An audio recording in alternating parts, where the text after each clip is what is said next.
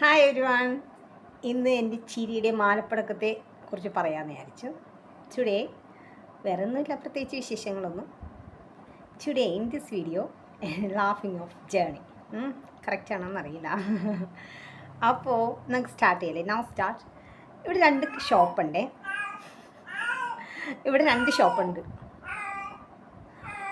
ഷോപ്പുണ്ട്. അതായത് നമ്മൾ റോഡ് ക്രോസ് ചെയ്താൽ 99-ഉം KK. അപ്പോൾ ഞാൻ ചില സാധനങ്ങൾക്ക് KKയിൽ വില കൂടുതലാണെങ്കിൽ ചില സാധനങ്ങൾക്ക് 99-ൽ വില കൂടുതലായിരിക്കും. അപ്പോൾ നമുക്ക് ഫെയർ ആയിട്ടുള്ള ഇതിൻ്റെ അനുസരിച്ച് ഞാൻ പോയി ഷോപ്പ് ചെയ്യും. അപ്പോൾ KKയിൽ ഒരു പെണ്ണുണ്ട്, രണ്ട് പെണ്ണുങ്ങളുണ്ട്. അതിനകത്ത് ഒരു പെണ്ണ് കാണുമ്പോൾ തന്നെ നമ്മളോട് ചിരിക്കും, നമ്മളും ചിരിക്കുകയൊക്കെ ചെയ്യേ. അപ്പോൾ വേറൊരു പെണ്ണ് ഞാൻ എല്ലാവരെയും നോക്കി നന്നായിട്ട് ചിരിക്കും കേട്ടോ. അപ്പോൾ ഈ പെണ്ണിനെ നോക്കി ചിരിച്ചാൽ ഈ പെണ്ണ് ഇങ്ങനെ ഒരു പുച്ഛ മനോഭാവം.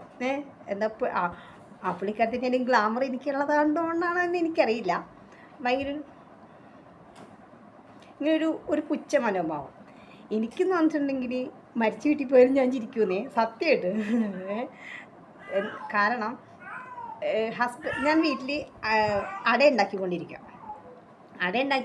ചക്ക കിട്ടി, ചക്ക വെച്ച് അടയൊക്കെ ഉണ്ടാക്കി കഴിഞ്ഞപ്പോഴത്തേക്കും ഹസ്ബൻഡിൻ്റെ അമ്മൂമ്മ മരിച്ചു എന്നും പറഞ്ഞുകൊണ്ട് ഫോൺ വന്നപ്പോഴത്തേക്കും ഹസ്ബൻഡ് പറഞ്ഞ് എടി അമ്മൂമ്മ മരിച്ചു എന്ന് പറഞ്ഞു. ഞാൻ പറഞ്ഞു അയ്യോ എൻ്റെ ചക്കടയൊക്കെ എന്ത് ചെയ്യും? അപ്പോൾ പുള്ളിക്കാരന് ദേഷ്യം വന്നിട്ട് പുള്ളിക്കാരൻ പറഞ്ഞു ഒരു കാര്യം ചെയ്യും, നീ അതൊക്കെ പൊതിഞ്ഞെടുത്തിട്ടുണ്ട് അമ്മൂമ്മയുടെ തലക്കും ഭാഗത്തിരുന്ന് കഴിക്കുക. അല്ല പിന്നെ അമ്മൂമ്മ മരിച്ചു എന്ന് പറയുമ്പോൾ അവൾക്കൊരു ചക്കടയെന്നാണ്. എനിക്ക് ദേഷ്യം വന്നു, ഞാനൊന്നും മിണ്ടിയില്ലേ.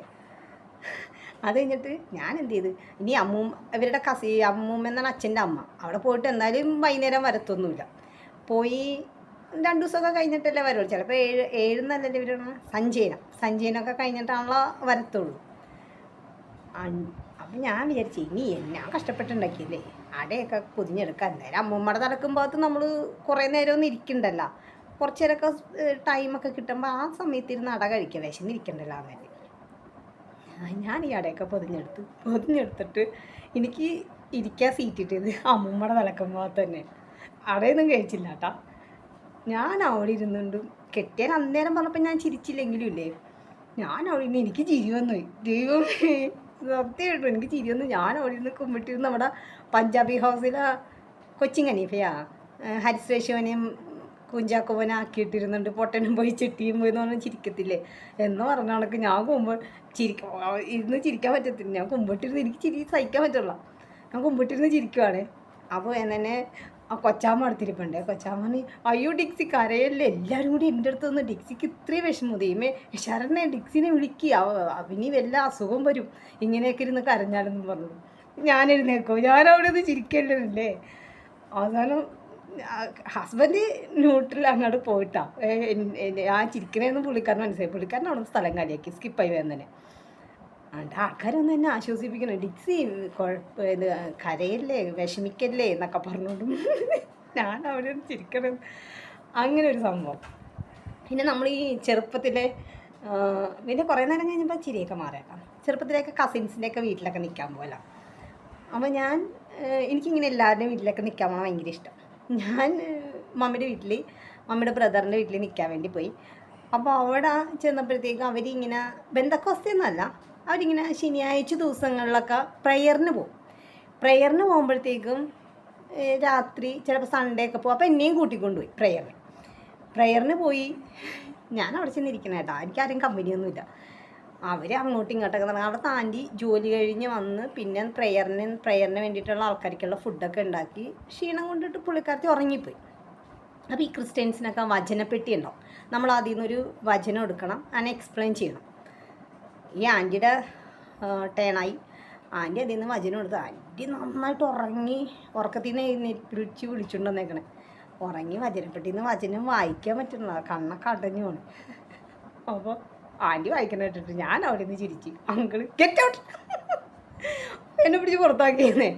പിറ്റേ ദിവസം ആൻറ്റി അങ്കിളും കൊണ്ട് എൻ്റെ വീട്ടിൽ എന്നെ ആക്കിയിട്ട് പറഞ്ഞ് ഡിക്സിനെ ഇനി വീട്ടിലോട്ട് പറഞ്ഞു വിടണ്ട കേട്ടോ, ഞങ്ങൾക്ക് പ്രയറിന് പോയാൽ ഞങ്ങളവിടെ നാണം കിടത്തിയിരുന്നു.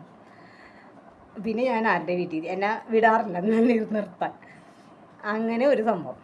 പിന്നെ ഞങ്ങൾ ഈ അടിമ കഴിക്കണം എന്ന് പറയും ക്രിസ്ത്യൻസിന്. അടിമ കഴിക്കണം എന്ന് പറഞ്ഞിട്ടുണ്ടെങ്കിൽ നമ്മളിങ്ങനെ മുട്ടൂത്തി നിൽക്കും, അച്ഛൻ വന്ന് തലക്ക് കൈ പിടിച്ച് നമ്മളെ പ്രാർത്ഥിക്കും. അപ്പം അടിമ കഴിക്കും. ഞങ്ങൾ ഫാമിലി ആയിട്ട് വല്ലാർപാടം പള്ളിയിൽ അടിമ കഴിക്കാൻ വേണ്ടി പോയി. ഡാഡി, മമ്മി, ഞാൻ, ബ്രദർ, സിസ്റ്റർ, പിന്നെ എൻ്റെ കസിൻസൊക്കെ ഉണ്ടായിരുന്നേ.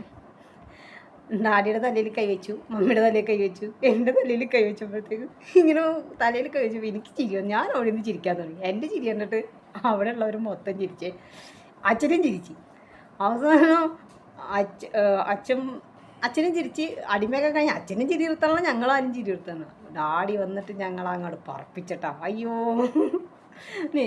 ഇനി മേലാൽ ഇവരെയും കൊണ്ടൊന്നും വരരുത്, ഈ പിള്ളേരെ മാക്കാച്ചി പിള്ളേരെന്നാ. അങ്ങനെയാണ് എൻ്റെ ചിരിയുടെ ജേണി. പിന്നെ പ്ലസ് ടു കഴിഞ്ഞു. പ്ലസ് ടുവിന് അക്കൗണ്ടൻസി, ബിസിനസ് സ്റ്റഡീസ്, എക്കണോമിക്സ്, ഈ മൂന്നിനും നല്ല രീതിയിൽ പൊട്ടി. പിന്നെ ഒരു വർഷം ഉണ്ടല്ലോ എഴുതിയെടുക്കാൻ 1 വർഷമുണ്ട്. അപ്പോൾ ബ്യൂട്ടീഷ്യൻ കോഴ്സിന് ചേർന്ന് അപ്പോൾ ഈ ഞങ്ങൾ ബോട്ടിന് പോകണമെങ്കിൽ 2.5 രൂപയും വഞ്ചിക്ക് പോകണമെങ്കിൽ 50 പൈസയും കൊടുത്താൽ മതി. ഞാൻ എന്ത് ചെയ്യും, വീട്ടുകാരൻ്റെ അടുത്തുനിന്ന് ബോട്ടിന് പോകണമെന്നും പറഞ്ഞുകൊണ്ട് ക്യാഷ് മേടിച്ചിട്ട് ഞാൻ വഞ്ചിക്ക് ഇറങ്ങി കുറേ ദൂരം നടക്കും കേട്ടോ. നടന്ന് പോകും, കുറേ ദൂരം നടക്കാനുണ്ട്. എന്നിട്ട് ബാക്കി പൈസ ഞാനെടുക്കും, ഫോൺ ചെയ്യാനെടുക്കും. അത് കഴിഞ്ഞിട്ട് ഞാനിങ്ങനെ ഒരു ദിവസം നടന്ന് വരുമ്പോൾ ഒരു ചേച്ചി കേട്ടോ, ഏതൊരു ചേച്ചി അവിടെ നിൽക്കുക. ചേച്ചി വേണം തന്നെ പറഞ്ഞ് ഞാൻ ആ ചേച്ചിനെ നോക്കി ചിരിച്ച്, നന്നായിട്ട് ചിരിച്ചു. ആ ചേച്ചി പറഞ്ഞ്, മോളെ ഒരു 2 മിനിറ്റ് ഇവിടെ നിൽക്കി, എന്നോട് സംസാരിക്കാൻ ആരുമില്ല. അപ്പോൾ എനിക്ക് ഭയങ്കര വിഷമം കേട്ടോ, അയ്യോ പാവം, ആരും വർത്താനം പറയാനില്ലാതെ ഒരു ഏകാന്തമായൊരു ലൈഫല്ലേ എന്നൊക്കെ ഓർത്ത് മനസ്സിലിങ്ങനെ ഓർത്ത്, അതിനെന്താ ചേച്ചി നമുക്ക് സംസാരിച്ചിരിക്കാമെന്ന്. അപ്പോൾ എനിക്ക് എൻ്റെ മനസ്സിലൊരു എന്തോ ഒരു വല്ലായിക. ഈ ചേച്ചി പരിചയമില്ലാത്ത എന്നോട് എന്ത് സംസാരിക്കാനാണ്? ഇന്നേ വരെ ഞങ്ങളൊന്നും കണ്ടിട്ട് പോലുമില്ല, ഒരു പരിചയമില്ല. വേണ്ട, അത് ശരിയാവില്ലല്ലോ എന്ന് എൻ്റെ മനസ്സിലങ്ങനെ തോന്നി. ഞാൻ നേരെ എന്നോട് ചേച്ചി എനിക്ക് തിരക്കണ്ട ചേച്ചി, അവിടെ ബോട്ട് വന്നു കഴിഞ്ഞാൽ ബോട്ടിന് പോകാൻ സമയമില്ല, എന്നെ അവിടെ മമ്മിയൊക്കെ അവിടെ കാത്തിക്കണ്ടാവുന്നു പറഞ്ഞ് ഞാൻ എൻ്റെ പൊന്നു പൂര ചിത്ത അവർക്കെന്തോ വട്ടായിരുന്നു എന്ന് തോന്നുന്നു. അങ്ങനെ അവിടെ നിന്ന് തോന്നുന്നു.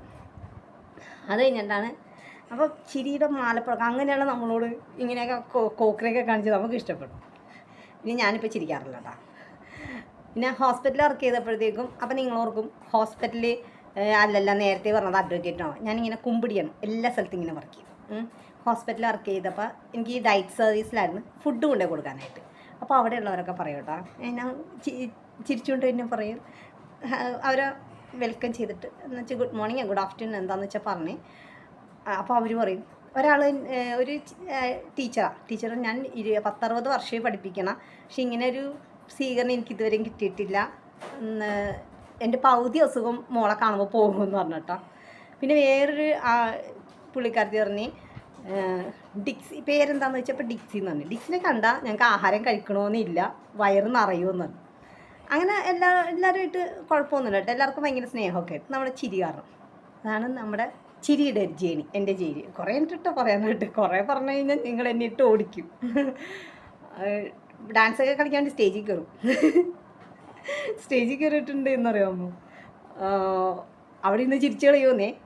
അപ്പോൾ ഈ ഡിഗ്രിക്ക് പഠിച്ചുകൊണ്ടിരിക്കുമ്പോൾ എൻ്റെ ഡിഗ്രിക്കൊന്നും പഠിച്ചിട്ടില്ല, വളരെ കമ്പ്യൂട്ടർ കോഴ്സ് പഠിക്കുമ്പോൾ ഭയങ്കര പഠിച്ച് ധന്യയുടെ കാലിക്കറി ചൊട്ടി ധന്യ അയ്യോ, പിന്നെ അവിടെ നിന്ന് കൂട്ടച്ചിരിയെ. അങ്ങനെയാണ് എൻ്റെ ഒരു ചിരിയുടെ ജേണി.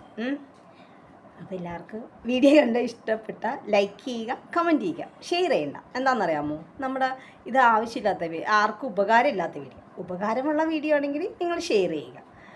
വെറുതെ ഇപ്പോഴത്തെ തലമുറ വെറുതെ എന്താ പറയണ, സോഷ്യൽ മീഡിയയിലൊക്കെ കയറിയിരുന്ന്, എൻ്റെ വീട്ടിലവരെ പിള്ളേരൊക്കെ അങ്ങനെ തന്നെ സോഷ്യൽ മീഡിയയിൽ കയറിയിരുന്ന് വെറുതെ അവരുടെ ബ്രെയിൻ വെറുതെ ചീത്തയാക്കിക്കൊണ്ടിരിക്കുന്നത്. അപ്പോൾ ഈ വീഡിയോ ഒന്നും ആരും ഷെയർ ചെയ്യുന്ന വേണ്ട, ലൈക്ക് ചെയ്യുക, കമൻറ്റ് ചെയ്യുക, വേറെ ഒന്നുമില്ലല്ലോ. Thank you for watching my video. Okay, bye. See you.